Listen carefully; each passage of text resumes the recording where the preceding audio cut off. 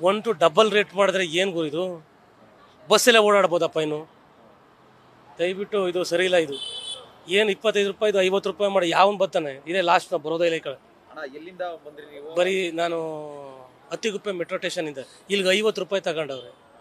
ಬಸ್ಸಲ್ಲಿ ಹೋದ್ರೆ 15 ರೂಪಾಯಿ ಆರಾಮಾಗಿ ಬರ್ಬೋದಲ್ವ? 35 ಉಳಿಯಲ್ವಾ?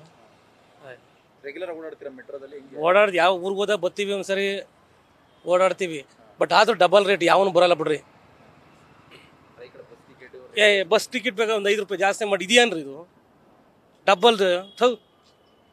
ಏನು ಹೇಳೋದು ಸರ್, ಈ ಥರ ಮಾಡಿದ್ರೆ ಹಂಗೆ. ಇಲ್ಲಿಂದ ಬಂದ್ರಿ? ಎಷ್ಟು? ನಾವು ಸಿಂಗೇನಪಳ್ಳಿಯಿಂದ. ರೆಗ್ಯುಲರ್ ಆಗಿ ಓಡಾಡ್ತಾ ಇರ್ತಾರೆ ಮೆಟ್ರೋದಲ್ಲಿ? ಇಲ್ಲ ಸರ್, ಯಾವಾಗಾದ್ರೂ ಅಪರೂಪ.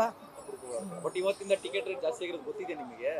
ಗೊತ್ತಿರಲಿಲ್ಲ, ಟಿಕೆಟ್ ತಗೋವಾಗ ಗೊತ್ತಾಗಿದ್ದು. ಏನು ಹೇಳ್ತೀರಾ ಅಂದರೆ ಬಸ್ ಟಿಕೆಟು ಜಾಸ್ತಿ ಆಗಿದೆ, ಲೇಡೀಸ್ ಫ್ರೀ ಬಟ್ ಆದರೂ ಜಾಸ್ತಿ ಆಗಿದೆ.